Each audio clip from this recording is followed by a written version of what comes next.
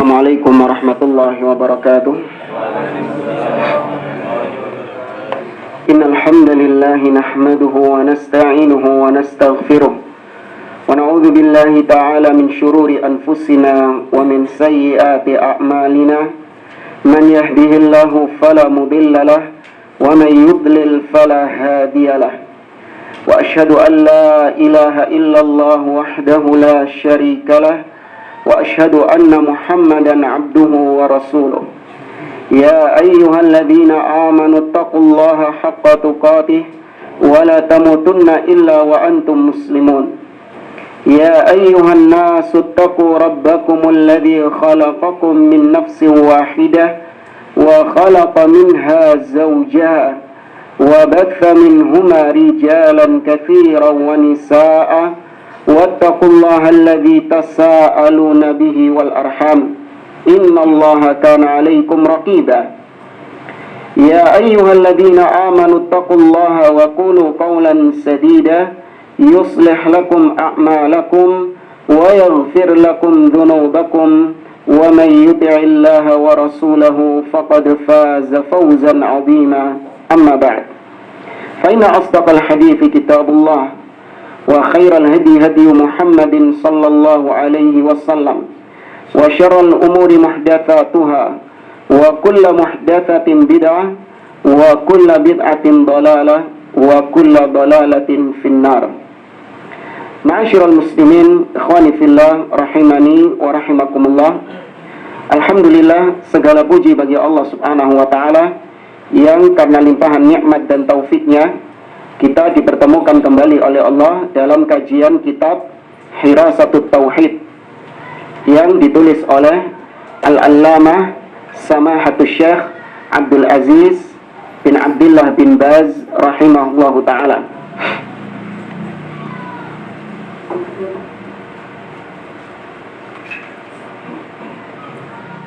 Baik, kita masih dalam pembahasan tentang hukum peringatan malam nisfu Sya'ban. Sampai pada ucapan muallif rahimahullah, qala al-Hafidz Ibnu Rajab. Ya, betul ya. Ada yang bawa kitab. Ya, betul ya. Anggap aja. Betul. Anggap aja sore. Jadi lepas kemarin. Hah?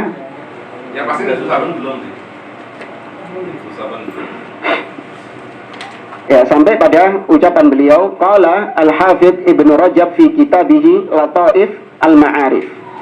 Berkata al-Imam Ibnu Rajab al-Hambali dalam kitabnya Lataiful Ma'arif, fi hadhihi al-mas'alah, dalam permasalahan yang sedang kita bahas, ba'da kalam sabaqa ma nassahu.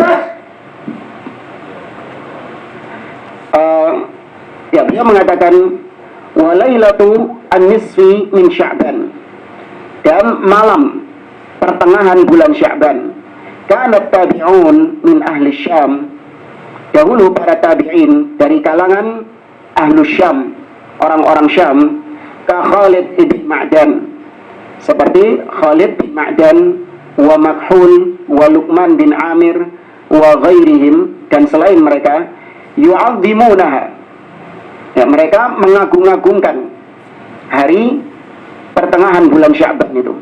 Wa yajtahiduna fiha fil ibadah, dan pada malam nisfu Sya'ban itu mereka bersungguh-sungguh melakukan ibadah di malam pertengahan Sya'ban itu. Wa anhum, dan dari mereka juga, akhadhan nasu fadlaha wa ta'dhimaha, dari ahlu Syam inilah banyak di antara manusia yang mengambil pendapat mereka dalam masalah keutamaan nisfu Sya'ban dan mengagungkan nisfu Sya'ban. Waqad qil, dikatakan juga, innahu balaghahum fi dzalika atharun israiliyah, sesungguhnya telah sampai kepada mereka, yaitu tentang peringatan nisfu Sya'ban itu didapati dari riwayat-riwayat Israiliyah. Falamma ishtahara dzalika anhum fil buddan, ketika sudah menyebar di negeri-negeri kaum muslimin tentang peringatan nisfu Sya'ban, Ikhtalafan nasu fi dzalik. Maka manusia ketika itu berselisih pendapat tentang peringatan nisfu Sya'ban. Faminhum man qabilahu minhum. Di antara mereka ada yang menerima peringatan malam nisfu Sya'ban ini dari riwayat-riwayat Israiliyat dan juga dari amalannya Ahlus Syam. Wa wafaqahum ala ta'dhimiha. Dan mereka sepakat, setuju untuk mengagungkan malam nisfu Sya'ban itu. Minhum ta'ifatun min ubbadi ahli Basrah wa ghairihim. Di antara mereka adalah ahli ibadah dari kalangan penduduk Basrah dan selainnya. Ini satu sisi. Wa ankara dzalika aktsaru ulama'il Hijaz. Namun kebanyakan para ulama-ulama Hijaz, Makkah, Madinah mengingkari peringatan nisfu Sya'ban itu. Di antara mereka adalah Atha bin Abi Rabah, seorang tabi'in, wa ibni Abi Mulaika, wa naqalahu Abdurrahman ibn Zaid ibn Aslam. Dan dinukilkan riwayat mereka dari Abdurrahman bin Zaid bin Aslam. An fuqaha'i ahli Madinah, dari para ahli fikih kota Madinah. Wa huwa qaulu ashabi Malik wa ghairihim. Dan itu adalah pendapat murid-muridnya Imam Malik dan selain mereka. Wa qalu dzalika kulluhu bid'ah. Nah, yang kedua ini mengatakan bahwa mereka mengatakan bahwa memperingati peringatan malam nisfu Sya'ban itu adalah bid'ah. Wa ikhtalafa ulama'u ahli Syam fi sifati ihya'iha ala qaulain.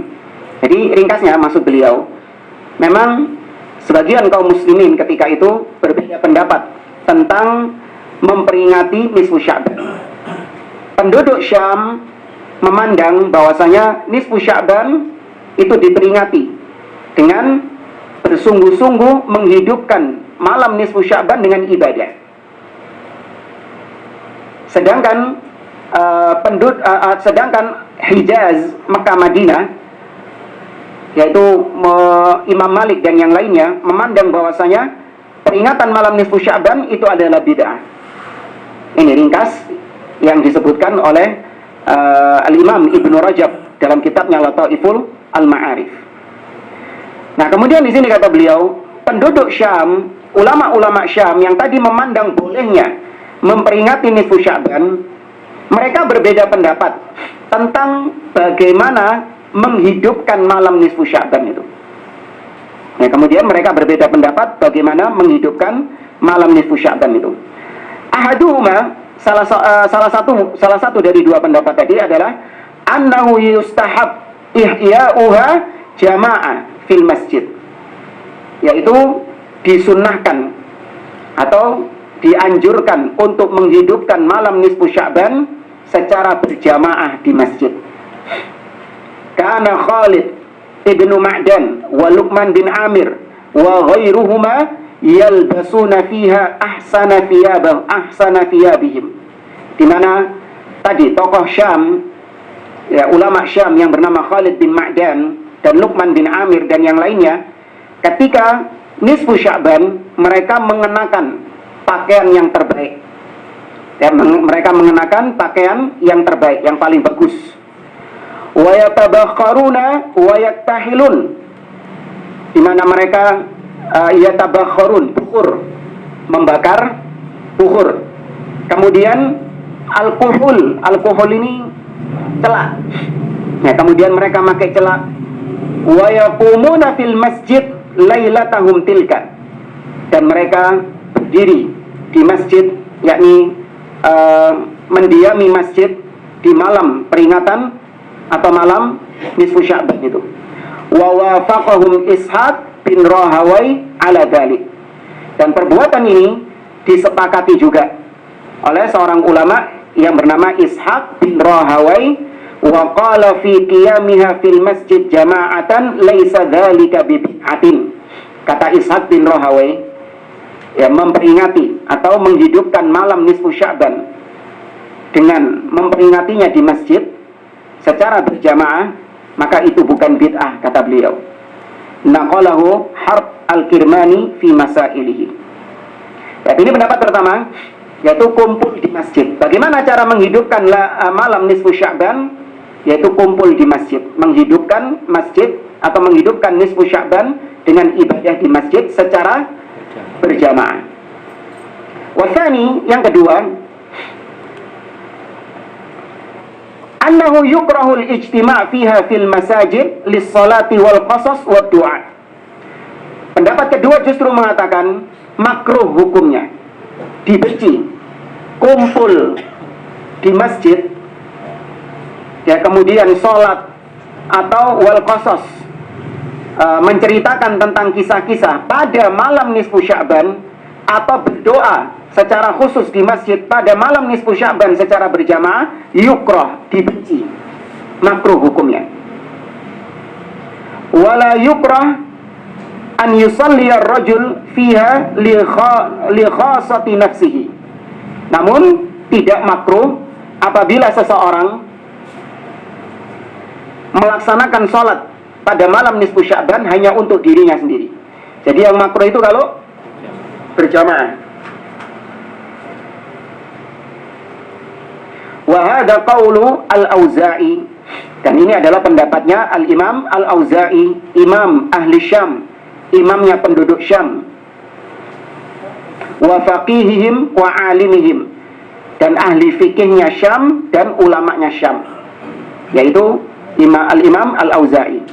Wa hadha huwal aqrab insyaallah ta'ala, dan ini yang lebih dekat insyaallah. Ila an qal, sampai ucapan beliau mengatakan, wala yu'raf lil imami Ahmad kalamun fi lailati nisfi Sya'ban, dan tidak dikenal, tidak diketahui ada ucapan dari Imam Ahmad bin Hanbal tentang peringatan nisfu Sya'ban. Wa yatakharraju fi istihbab qiyamiha anhu riwayatani min riwayataini anhu fi qiyami lailatai al-Aid. Ya, kata beliau, ya, ada dua pendapat yang menjadi sebab condongnya sebagian orang dalam memperingati malam nisfu Sya'ban, yaitu ada dua riwayat yang justru menerangkan tentang dua malam Aid. Fa innahu fi riwayah lam yustahab qiyamuha jama'ah. Ya, di mana dalam riwayat tersebut tidak dianjurkan untuk menghidupkan malam tersebut secara berjamaah, li'annahu lam yanqul anin nabi sallallahu alaihi wasallam wa ashabi, karena tidak pernah dinukilkan seperti itu dari Nabi dan para sahabatnya.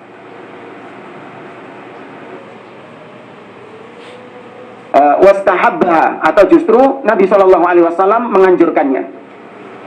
Fi riwayah li fi'li Abdurrahman bin Yazid ibn al-Aswad lidzalik wa huwa min at-tabi'in fakadzalika qiyamu lailatin nisf.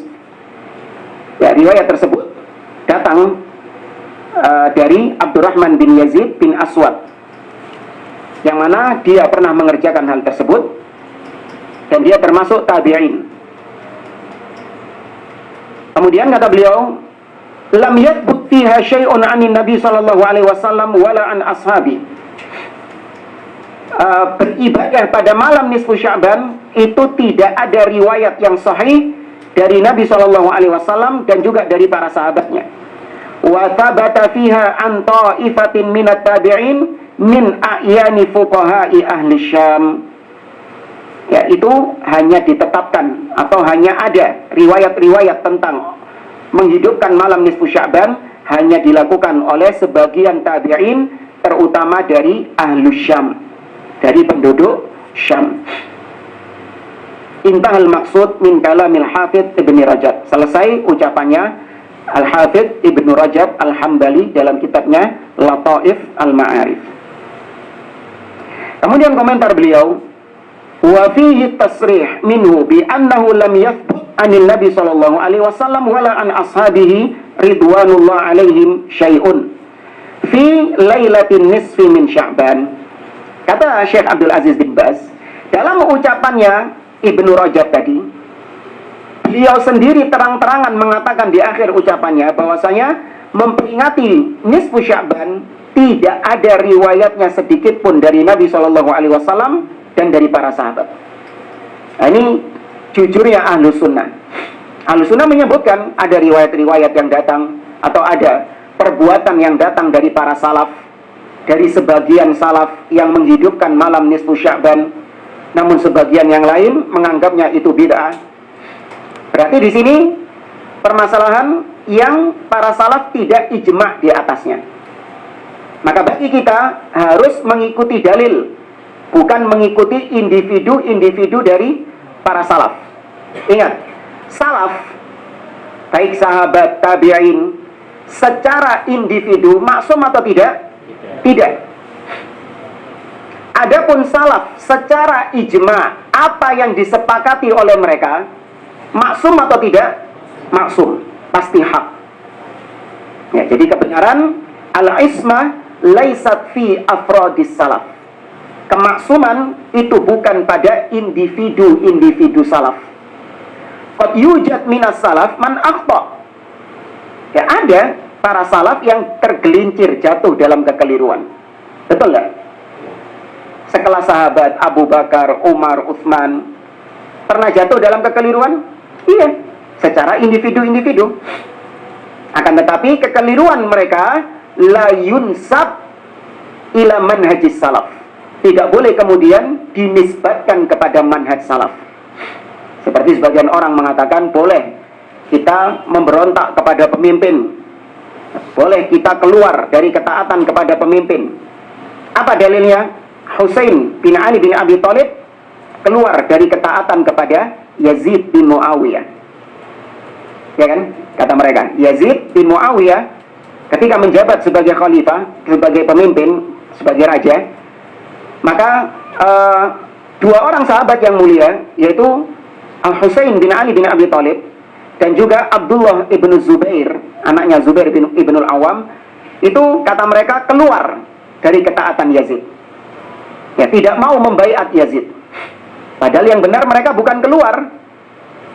Namanya keluar dari ketaatan adalah yaitu mereka sudah membaiat namun membatalkan baiat.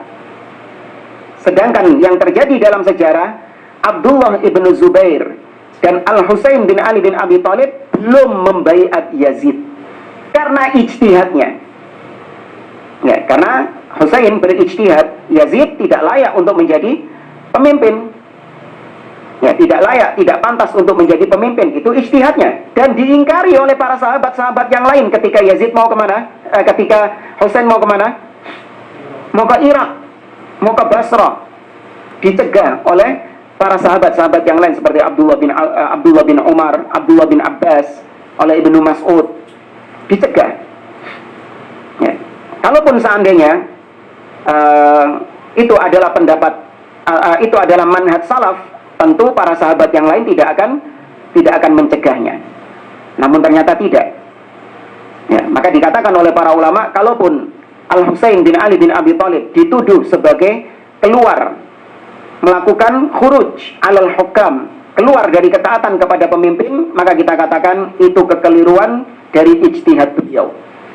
Tidak boleh seseorang kemudian mengikutinya. Karena dalil-dalil tentang ketaatan kepada pemimpin jelas atau tidak? Jelas. Maka itu yang dijadikan sebagai umdah, sebagai pijakan.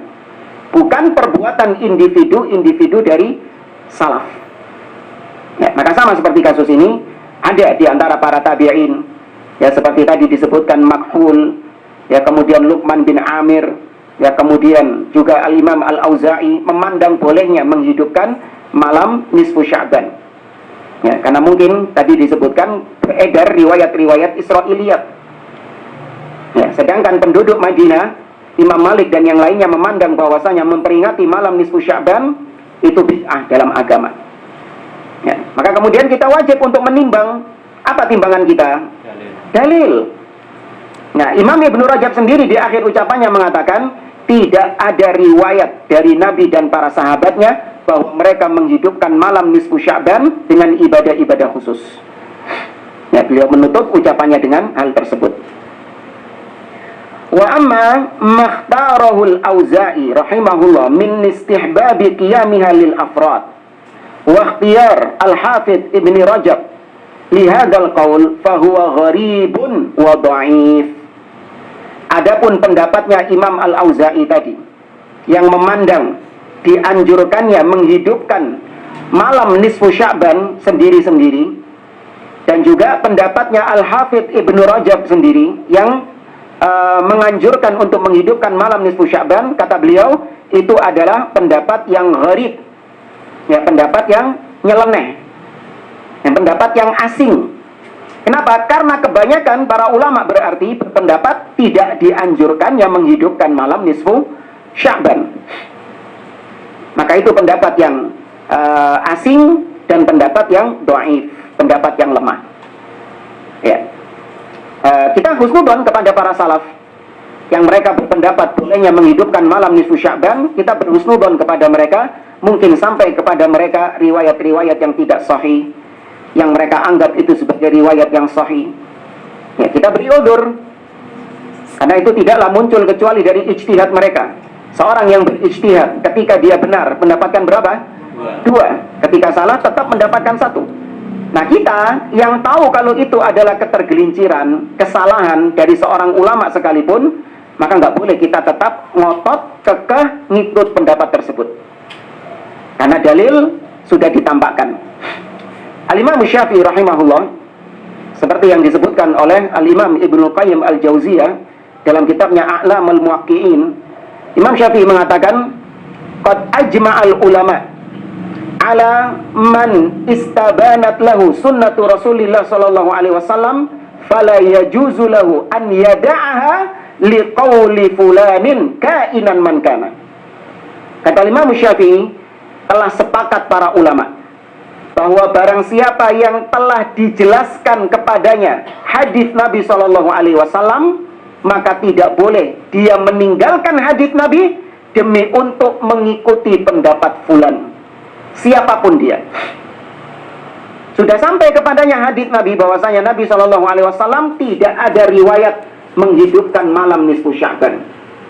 Ya, tidak ada riwayat yang sahih yang mengatakan Nabi sallallahu alaihi wasallam mengkhususkan ibadah di malam nisfu Sya'ban.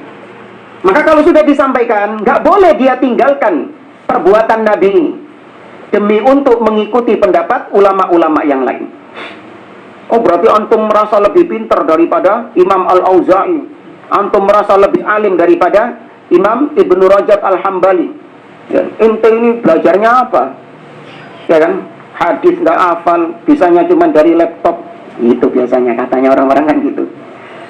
Maka kita sampaikan, kita nggak pernah ketika mengatakan demikian merasa lebih alim, yang merasa lebih lebih pintar daripada ulama-ulama tersebut. Tidak.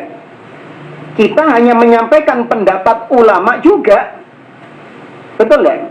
Kita sampaikan pendapat ulama juga. Imam Malik tadi yang mengatakan bahwasanya peringatan nisfu Sya'ban apa? Tidak. Bukan dari ana mek moco.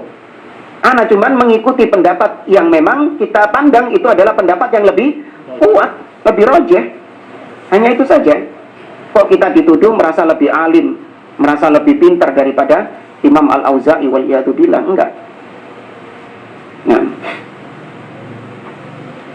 li'anna kulla syai'in lam yathbut bil adillati syar'iyyah kaunuhu masyru'an lam yajuz lil muslim an yuhdithahu fi dinillah.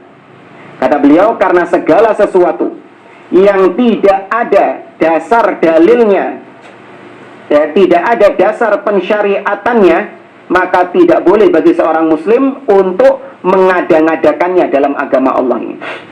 Karena agama kita dibangun di atas dalil, bukan dibangun di atas pendapat fulan dan pendapat fulan. Ya, agama kita dibangun di atas qala Allah, qala Rasul, dan apa yang dipahami oleh para salaf, bukan individu-individu salaf. Sawa'un fa'alahu mufradan au fi jama'ah. Maka segala sesuatu yang tidak ada dalilnya tidak boleh dilakukan, entah dilakukan secara sendiri-sendiri atau dilakukan berjamaah. Wa sawa'un asarrahu au a'lanahu, baik dia sembunyi-sembunyi melakukannya atau dia terang-terangan melakukannya. Li'umumi qaulin Nabi sallallahu alaihi wasallam, berdasarkan keumuman sabda Nabi sallallahu alaihi wasallam, man amila amalan laisa alaihi amruna fahuwa raddun. barang siapa yang mengamalkan suatu amal ibadah yang tidak ada perintahnya dari kami, maka tertolak. Wa ghairihi minal adillati dallati ala inkaril bid'ah wa tahdhiri minha, dan dalil-dalil lain yang menunjukkan tentang diingkarinya bid'ah dan peringatan keras tentang bahaya bid'ah itu.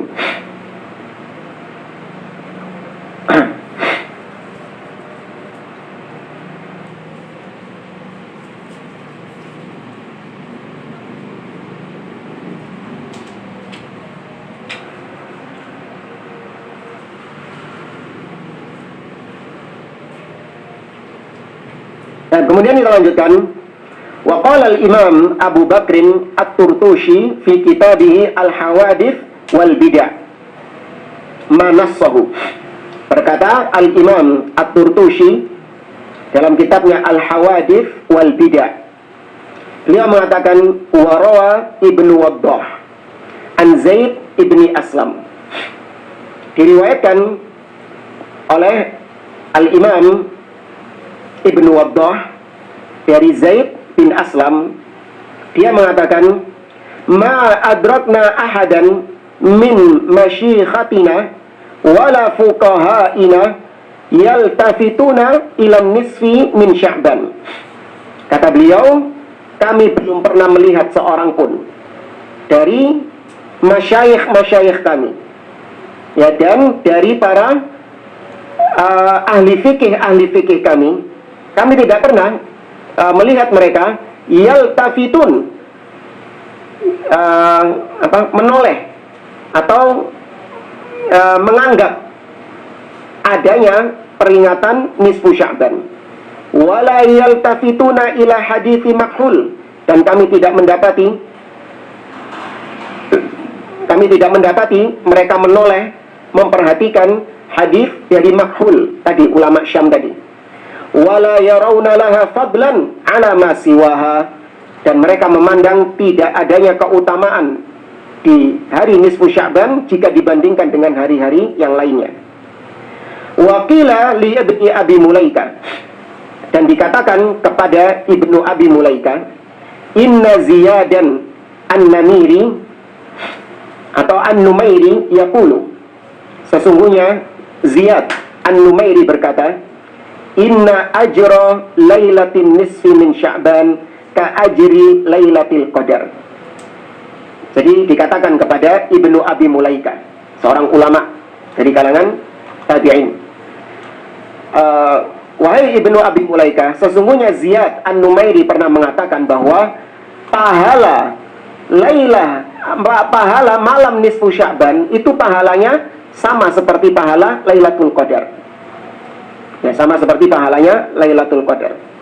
Faqala law sami'tuhu wa biyadi 'asa la darabtuhu. Coba aku sing krungu dhewe ngomong ngono, pas tanganku nyekel tongkat tak kebluk ndase. Paham ya?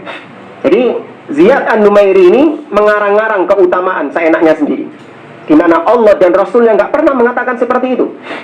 Keutamaan nisfu Sya'ban, kemuliaan nisfu Sya'ban sama seperti kemuliaan Lailatul Qadar. Ya. Nisfu Sya'ban tidak disebutkan, sedangkan Lailatul Qadar disebutkan. Lailatul Qadari khairun min alfi syahr, disamakan sama dia. Ya, nisfu Sya'ban sama dengan Lailatul Qadar. Kata Ibnu Abi Mulaika, seandainya aku mendengar langsung dari orang itu, pas tanganku kebetulan megang tongkat, la darabtuhu, tak kepruk kepalanya. Ya, karena kalau megang Latin, enggak, para salaf enggak gampang membunuh orang. untung nggak megang Latin. Wa kana Ziyad qasan intahal maksud, dan Ziyad itu adalah tukang kisah. Ya, Ziyad itu adalah tukang kisah. Jadi banyak dahulu itu tukang-tukang kisah itu ngarang hadits palsu. Kata mereka tujuannya baik, untuk memotivasi kaum muslimin agar beramal supaya mereka taat kepada Allah, maka dikarang hadits palsu. Ya, tukang-tukang kisah, tukang-tukang dongeng. Sampai sekarang pun ada ya, tukang-tukang dongeng. Tapi dongengnya bukan untuk memotivasi kaum muslimin supaya taat beribadah, enggak. Tapi memotivasi kaum muslimin supaya tunduk sama mereka, ya, supaya jadi budak-budak mereka. Ya, maka diriwayatkan dongeng-dongeng tentang keutamaan mereka, bahwasanya yang berkhidmat kepada mereka, yang memperbudakkan dirinya kepada mereka akan mendapatkan kemuliaan ini dan ini, ya, akan bisa masuk surga tanpa hisab. Nauzubillah. Ya, sampai pedagang kacang, ya, pedagang kacang tiap malam dagangannya diborong sama si Habib, ya. Sampai akhirnya mati pedagang kacang ini juga oleh duit, ya. Mati pedagang kacangnya ya. Bang Maman ini katanya ini, ya, dikasih tahu Maman mati. Oh ya, nanti kalau sebelum ditutup kafannya kabari saya. Sampainya di sana si Habib nulis, kemudian diletakkan di bawah kepalanya. Kemudian dia berkata kepada orang mati. Nabi saja diizinkan oleh Allah berkata kepada orang yang telah mati ketika di Badar. Selain itu Allah mengatakan, innaka la tusmi'ul mauta, kau tidak bisa memperdengarkan ucapanmu kepada orang yang mati. Tapi ini Habib ini bisa. Dia mengatakan, man, kamu itu ibadahnya kocar kacir, banyak maksiatnya, tapi karena kau cinta sama Habib, maka nanti kalau kau ditanya sama Mungkar dan Nakir, gak usah dijawab. Inti kasih kertas dari ana ini, kau langsung masuk surga tanpa hisab. Aji. Ya.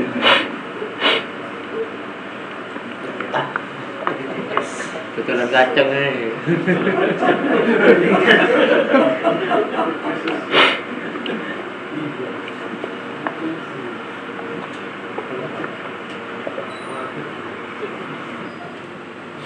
Kemudian waqala al-allamah asy-Syaukani fil fawaidil majmu'ah ma nassahu.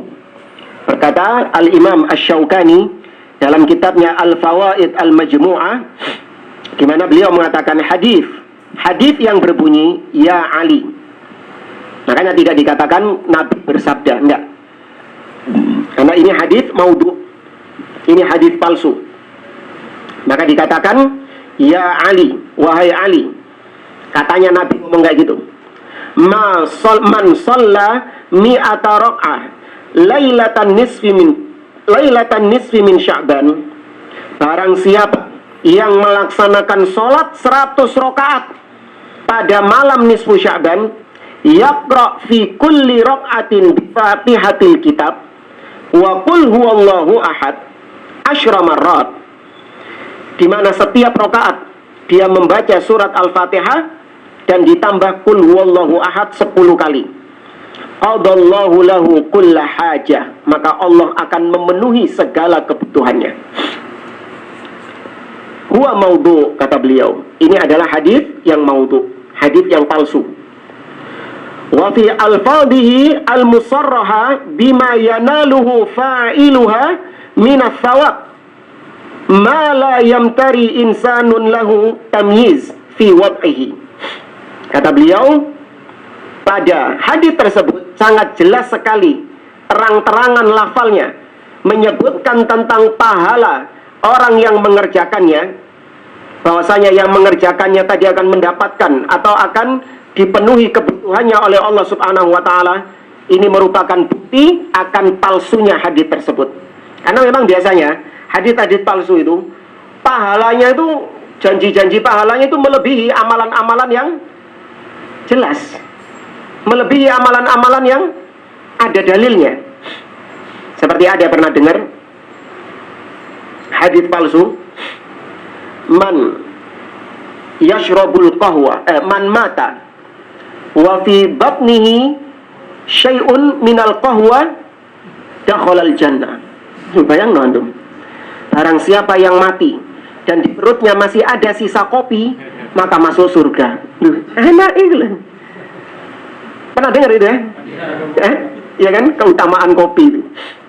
Jadi salah satu ciri hadis palsu itu, tanda orang para ulama itu nengeri hadis palsu itu adalah pahalanya lebay, Yang amalan wajib saja nggak segitunya dapat pahalanya.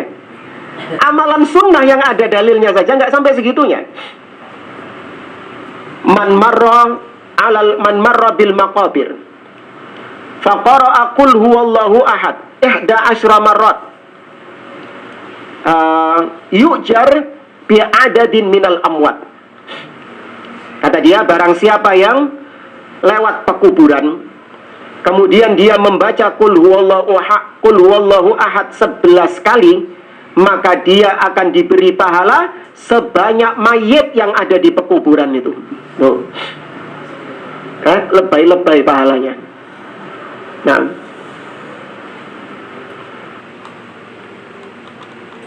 kemudian kata beliau, waqad ruwiya an tariqin tsaniyah wa tsalitsa kulliha mawdu'ah wa rijaluhu majhulun.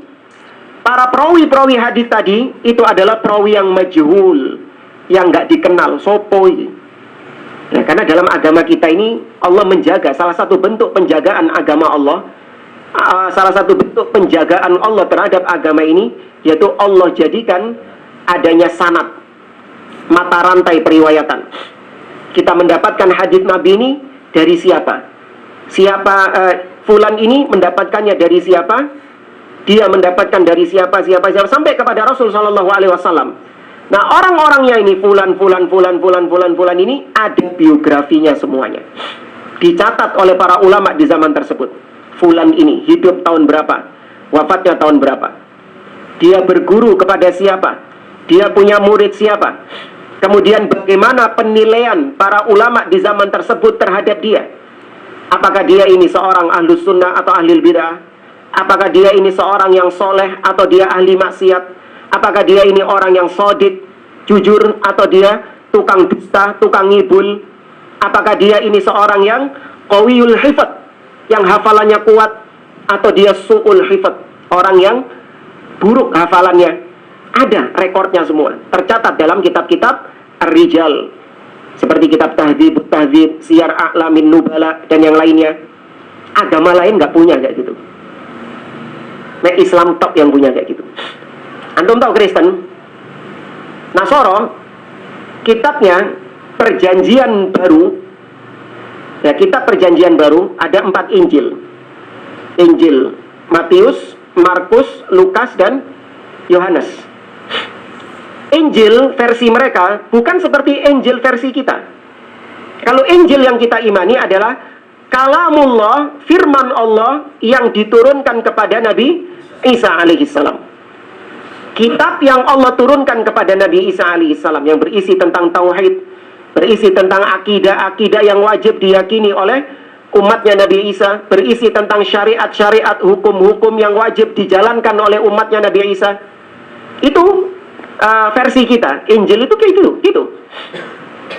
Adapun orang Nasara meyakini Injil itu adalah catatan sejarah tentang Yesus yang ditulis oleh Matius, Markus, Lukas, dan Yohanes.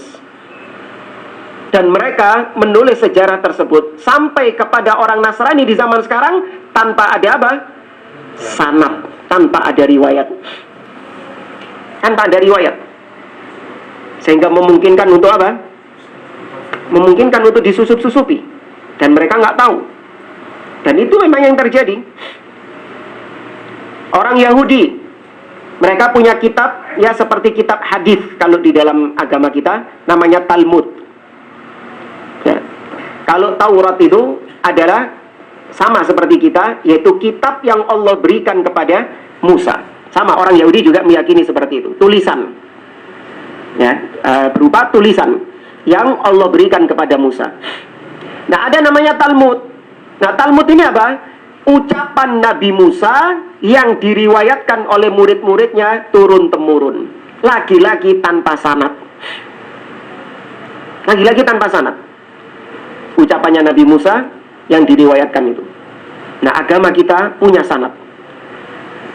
Itulah bentuk penjagaan Allah Subhanahu wa taala dalam firman-Nya surat Al-Hijr ayat yang ke-9. Allah mengatakan, "Inna nahnu nazzalna dzikra wa inna lahu lahafidun." Sesungguhnya kami yang menurunkan Al-Quran dan kami yang menjaga Al-Quran. yakni kemurnian agama ini dijaga oleh Allah Azza wa Jalla sampai hari kiamat. Nah, dan kembali ke tadi, hadis yang tadi kita sampaikan, yang palsu, yang maudhu, itu para perawinya yang meriwayatkannya majhul, tidak dikenal. Dan orang yang tidak dikenal itu tidak diambil riwayatnya. Waqad ruwiya, ya, dan hadis tersebut diriwayatkan juga dari jalur kedua dan jalur ketiga, semuanya palsu. Ya, waruwatuha majahil, semuanya perawi-perawinya majhul. Artinya ada jalur lain juga. Ya, hadis ini bukan satu jalur saja. Artinya katanya ada jalur lain juga. Tapi podo majhul pisan. Gitu loh. Jadi seakan-akan jalur ini kalau dari sisi sini dhaif, mungkin dari sisi yang lain sahih. Kan biasanya gitu kan? Dari jalur yang ini lemah. Karena ada perawi yang tidak ketemu, ada missing link. Ya, ada terputusnya koneksi misalnya. Ini berarti lemah dari jalur ini.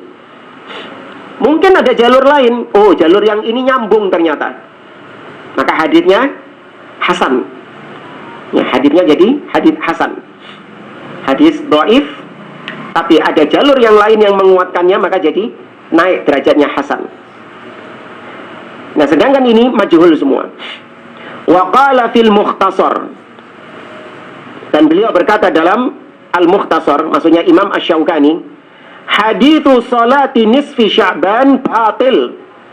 Kata Imam Asy-Syaukani, hadis yang menjelaskan tentang salat khusus pada malam nisfu Sya'ban itu batil. Wali Ibni Hibban min hadithi Ali, dan dari Ibnu Hibban, dari hadits Ali, idza kana lailatun nisfi min Sya'ban faqumu lailaha wa sumu naharaha dhaif. Riwayat dari Ali yang mengatakan, apabila malam pertengahan bulan Sya'ban, maka hidupkanlah malam tersebut. Ya, artinya sholatlah kalian di malam tersebut dan berpuasalah di siang harinya. Maka ini kata beliau dhaif juga. Wa qala fil la'ali, dan beliau juga berkata dalam al-la'ali, mi'atu rak'atin fi nisfi Sya'ban bil ikhlas asyra marrat ma'atuli fadlihi liddailami wa ghairihi maudhu'. Ada juga hadis yang berbunyi 100 rakaat pada malam nisfu Sya'ban dengan membaca surat Al-Ikhlas 10 kali setiap rakaat.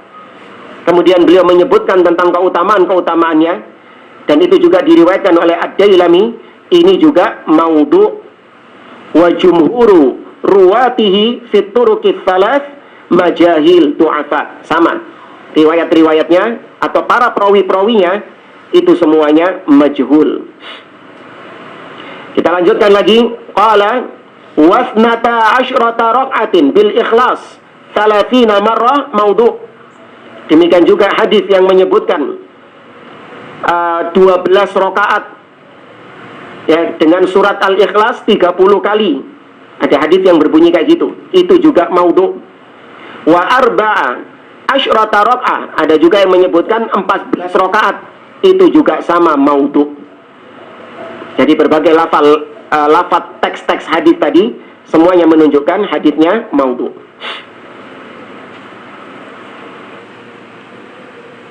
Wa qad iqtarra bihadzal hadits jama'atun minal fuqaha, dan banyak diantara ahli fikih yang tertipu. Ya, banyak diantara ahli fikih yang tertipu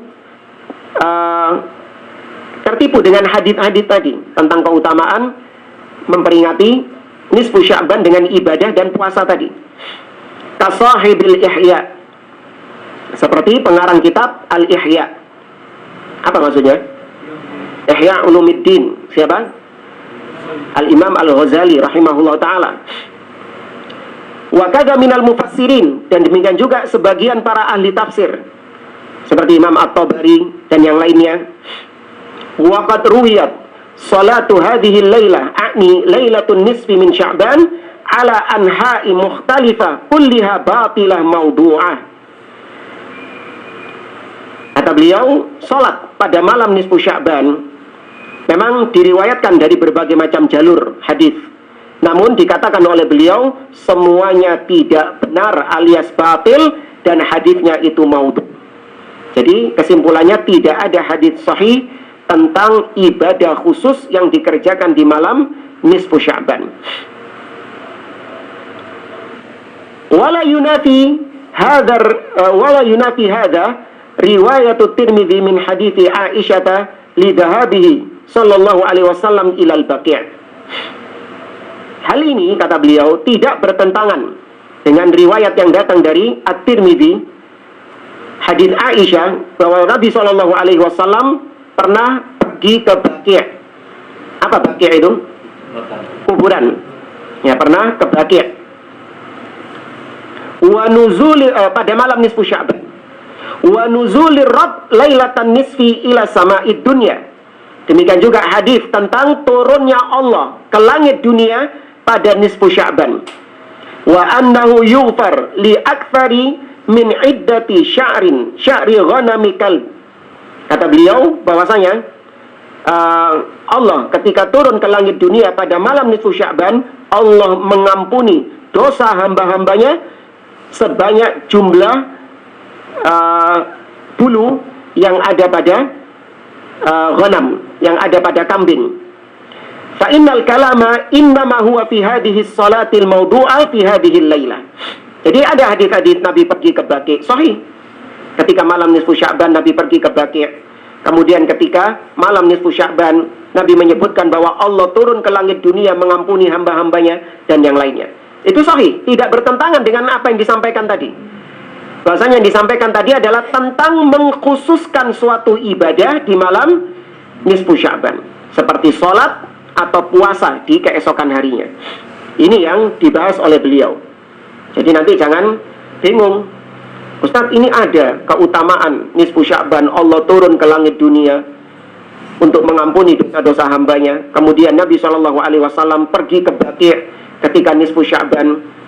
Maka dijawab oleh para ulama bahwasanya itu menunjukkan atau tidak menunjukkan bahwasanya disyariatkan sholat. Seandainya sholat itu dianjurkan di malam nisfu Sya'ban, tentu yang melakukannya pertama kali siapa? Nabi dan para sahabatnya. Namun tadi kata Imam Ibnu Rajab, tidak diriwayatkan satu hadis pun bahwa Nabi dan para sahabat mengkhususkan suatu ibadah tertentu di malam nisfu Sya'ban.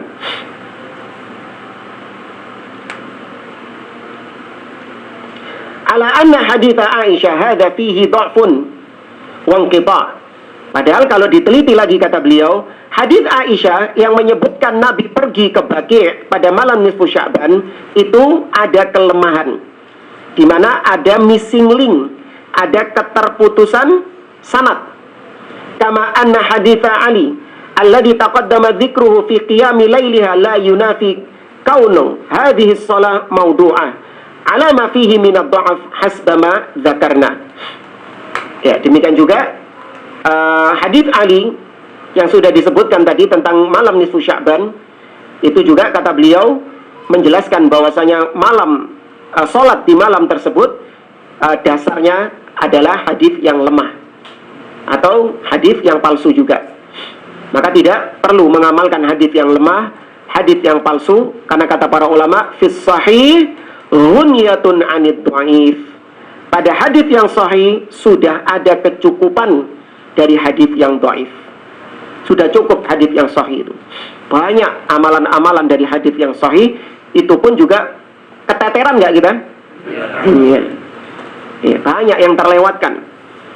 Ya, amalan-amalan yang jelas hadisnya sahih, jelas disepakati oleh para ulama, banyak yang kita tinggalkan, banyak yang kita lalaikan, bahkan banyak yang belum kita ketahui. Sahih jemaah? Banyak yang belum kita ketahui. Maka itu sudah cukup dari hadis-hadis ibadah-ibadah yang berdasarkan hadis yang lemah atau maudhu. Ya, sudah cukup.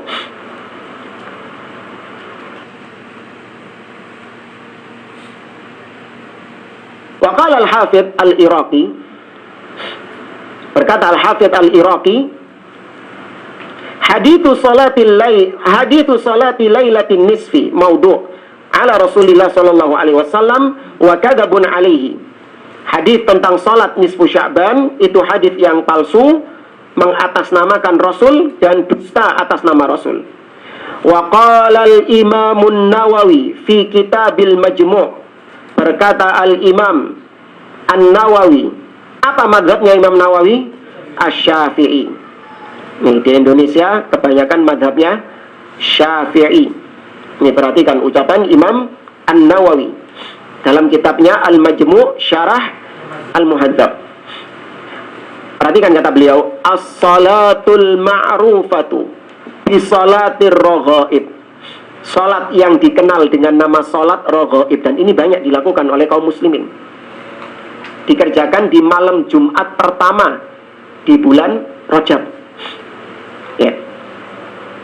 Wa hiya ithnata asyrata raka'atin bainal maghrib wal isya, yang dikerjakan 12 rakaat antara maghrib dan isya.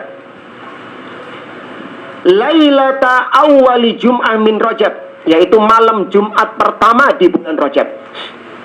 Ya, jadi malam Jumat pertama di bulan Rajab. Wa salatul lail, ini ada penjelasan kaifiyahnya itu. Soro. Apa, ada yang tahu? Ada yang ingat? Baca surat, terus sholawat ketika duduk di antara dua sujud itu mengucapkan sholawat sebanyak berapa ratus kali gitu. Ya. Ada ucapan-ucapan khususnya, Anda lupa. Dijelaskan oleh para ulama. Yang mana kalau kita bandingkan, seorang yang mengerjakan sholat tersebut antara maghrib dan isya nggak mungkin selesai, saking dawone, nggak mungkin selesai. Pasti isyanya terlewatkan. Dan itu yang banyak memang terjadi. Mereka lebih mengutamakan amalan yang bid'ah dan mengakhirkan yang wajib. Ya, mengakhirkan yang wajib. Kan ketika mungkin peringatan Maulid Nabi, atau mungkin ada haul peringatan kematian misalnya, ketika sudah datang waktu isya, mereka tetap melanjutkan hal tersebut. Ya. Dan melanjutkannya itu bukan 10 menit, 20 menit, bukan. Berjam-jam. Memang mereka meninggalkan sholat berjamaah. Beda dengan kita. Kalau kita, ketika sholat isya, adzan isya dikumandangkan, kita tetap melanjutkan kajian. Ya, ini bukan dalam rangka meninggalkan sholat berjamaah, tidak. Ya, tetap kita melaksanakan sholat berjamaah. Ya, tapi kalau mereka enggak ditinggalkan, nanti sholatnya di rumah saja. Alhamdulillah. Mereka lebih perhatian terhadap amalan bid'ah daripada amalan yang wajib. Itu sholat raghaib. Nah, ditambah lagi wa salatu lailatin nisfi min Sya'ban mi'ata raka'ah. Kata Imam Nawawi, ditambah dengan salat nisfu Sya'ban 100 rakaat. Hatanis salatani bid'atani munkaratani. Dua salat ini adalah dua salat yang bid'ah dan dua salat yang mungkar. Salat raghaib dan salat nisfu Sya'ban. Siapa yang ngomong? Al-Imamun Nawawi. Ya. Nggak tahu mereka baca ini mungkin digelari Al-Imamun Nawawi Al-Wahabi. Ya, Imam Nawawi Wahabi. Disian siapa lahirnya? Hah? Pokoknya kalau ya, suka bid'ah kan Wahabi.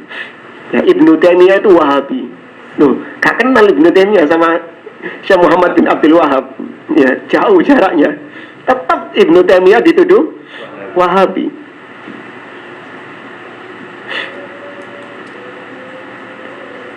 Wala yaktar bi dzikrihima fi kitab Qutil Qulub wa Ihya'i Ulumuddin. Dan jangan tertipu dengan penyebutan dua salat ini dalam kitab Qutul Qulub dan Ihya' Ulumuddin. Ana lupa, Qutul Qulub ini kitabnya siapa? Muhammad Amin Al-Qurdi. Ya, kitab-kitab mereka lah. Kitab-kitab rujukannya mereka. Kalau Ihya Ulumuddin jelas kitabnya Imam Al-Ghazali. Banyak memuat hadis-hadis dhaif, hadis-hadis palsu dalam Ihya Ulumuddin. Makanya para ulama tidak menganjurkan untuk membaca kitab Ihya Ulumuddin. Meskipun Imam Al-Ghazali rahimahullah taala Beliau wafat dalam keadaan kembali kepada akidahnya para salaf. Ya, kembali kepada akidahnya para sahabat, Imam Al-Ghazali. Dan beliau menyesal ya telah bergelut dengan dunia filsafat, dengan dunia ilmu kalam. Wala bil haditsil madhkurati fihima, kata Imam Nawawi, dan jangan tertipu dengan hadis-hadis yang menyebutkan tentang keutamaan salat raghaib dan salat nisfu Sya'ban tadi. Fa inna kulla dzalika batilun, karena semua itu batil, kata beliau. Wala yaghtar bi ba'di man ishtabaha alaihi hukmaha minal a'immah, kata beliau, dan jangan percaya juga dengan orang-orang yang melakukan talbis terhadap hukum sholat raghaib dan sholat nisfu Sya'ban itu, mencampur adukan antara hak dan batil, kemudian mengatasnamakan para ulama. Fasannafa waraqatin fi istihbabiha, mereka menulis kitab-kitab, tulisan-tulisan yang di sana menganjurkan untuk menghidupkan untuk melaksanakan sholat raghaib dan sholat nisfu Sya'ban. Fa innahu ghalitun fi dzalik, karena sesungguhnya dia telah salah dalam hal tersebut.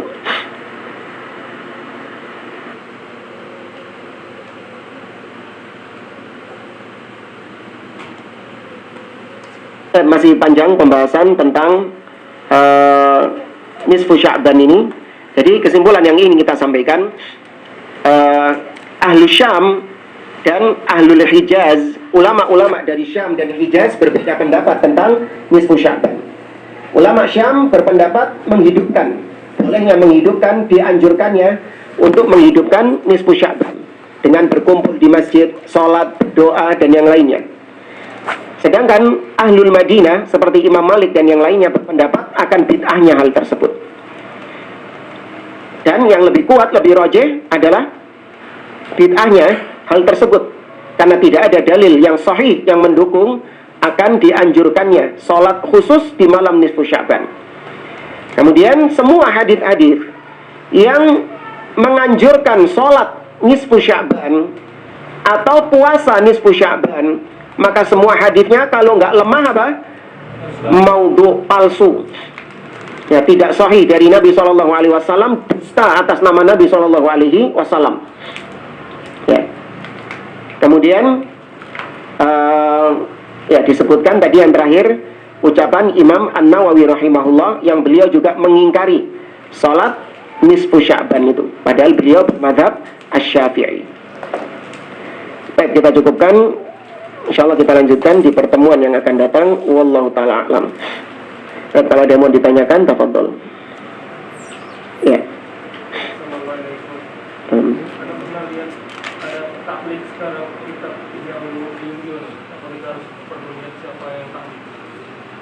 Ta'liq. Ya, kalau ada komentar kitab Ihya Ulumuddin, tapi buat ini ya, bukan buat pemula ya. Kalau memang sudah banyak mengenyam atau banyak memakan, bukan makan kayak rayap kitab, bukan. Artinya dia memang sudah banyak membaca kitab-kitab para ulama, punya akidah yang kuat, ya kan. Kemudian dia butuh untuk penelitian, untuk membantah, meluruskan pemahaman tentang Ihya Ulumuddin, maka dia perlu referensi yang ditaklik, diberi komentar oleh para ulama Ahlus Sunnah. Tapi kalau bagi pemula, sebaiknya baca kitab-kitab yang buat pemula, kitab-kitab yang memang untuk pemula, seperti akidah-akidah yang memang menjadi rujukan Ushulus Sunnah Imam Ahmad, ya, atau kitab apa namanya? Itu ulama kontemporer, situ duror. Enggak ulama-ulama salaf. Kitab-kitab yang ringan-ringan tadi seperti Ushulus Sunnah Imam Ahmad, ya, kemudian kitab Ushulus Sunnah juga oleh Imam Al-Humaidi, gurunya Imam Al-Bukhari, ya, punya kitab Ushulus Sunnah lil Humaidi. Kemudian juga Ushulus Sunnah oleh Imam Ibnu Abi Zamanain, ya, kemudian Syarhus Sunnah Imam Al-Barbahari. Itu kitab-kitab inti untuk pemula, sangat cocok mempelajari kitab-kitab tersebut. Ya, jangan terus kemudian sudah langsung Ihya Ulumuddin.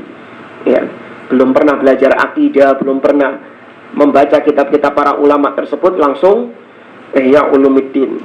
Antep. Ya, antep. Orang naik tangga itu step by step. Ya, jangan langsung patah tulangnya. Itu mungkin wallahu alam. Ya tergantung orangnya itu. Dan tergantung yang mentaklik siapa juga. Jangan-jangan yang mentaklik ya sama satu ini juga, satu server juga, podo ae. Muhammad Ya. Imam Muhammad Abdul Wahab itu tahun berapa? Kalau Ibnu Taimiyah tahun berapa? Ibnu Taimiyah abad ke-7. Abad ke-7 Hijriah. Iya. Apa saja Pak Hijriah? Hijriah. Enggak pernah pakai Masehi. Ya, sedangkan Syekh Muhammad bin Abdul Wahab abad 12. 12 Hijriah. Iya. Berarti kalau 12 Hijriah itu kalau Masehinya berapa? Tambah berapa? Masehinya kayak kita 1000 anu. Beliau lahir tahun 1115. Syekh Muhammad bin Abdul Wahab itu lahir tahun 1115 Apa Hijriah. Makanya apal, soalnya bisa dipakai tangan. Syekh Muhammad bin Abdul Wahab lahir tahun 1115. Tangan antum gini saja. Ya kan? Berapa ini dalam bahasa Arab? 1, 1, 1, 5. Ya, 1115. Ya. Abad 12. Berarti kalau Masehi kurang lebih 1700, 800 ya? Ya, saya paling segituan paling. Tidak terlalu lama ya maksudnya. Iya. Semuanya jauh. Iya, kan yang mempelopori berdirinya negara Saudi. Ya kan? Beliau dan Al-Imam Muhammad bin Saud yang mempelopori berdirinya Mamlakah Saudiyah Al-Arabiyah. Ada yang lain? Ya. tadi yang terakhir itu menerangkan bahwa Imam An-Nawawi kan menolak semua amalan untuk melakukan sahabat, teman tidak sholat goib itu. Yang maaf Pak Ustadz ya, yang kita tanyakan kan kenapa saudara-saudara kita kan masih tetap melakukan hal semacam itu? Apa mereka berpedoman dengan ulama Syam itu Pak Ustadz? Karena Pak Ustadz punya pengetahuan tentang saudara-saudara kita yang masih melakukan. Ya mungkin, karena nggak tahu riwayat dasar mereka melakukan hal tersebut. Cuman kalau orang-orang awamnya ya wis melok-melokan, melok ikut keumuman yang berjalan nisfu Sya'banan, melok nisfu Sya'banan. Sedangkan ulama mereka, Nah, sedangkan orang, iya, sedangkan orang-orangnya, wallahu alam, apa dasar mereka? Kalaupun dikatakan mengikuti pendapatnya orang-orang Syam, bisa jadi mengikuti pendapatnya orang-orang Syam, bisa jadi. Wallahu alam. kenapa kira-kira saya balik nggak tarik ini? Wallahu alam. Wallahu alam. Nggak pernah baca dari murid-murid beliau alasan Syekh Muhammad Nasiruddin Al-Albani tidak mentaklid kitab Ihya Ulumuddin. Wallahu a'lam. Karena juga baru kepikiran. Iya ya, gitu. Sangat frekuensi mereka itu. Rektor. Taklid mengomentari. Jadi kasih footnote di bawah, di komentari. Hampir mirip seperti syarah, tapi kalau syarah ini kan sifatnya menjabarkan. Kalau taklid mengomentari. Sudah cukup? Dan kita cukupkan. Subhanakallahumma wa bihamdik, asyhadu an la ilaha illa anta, astaghfiruka wa atubu ilaik. Assalamualaikum warahmatullahi wabarakatuh.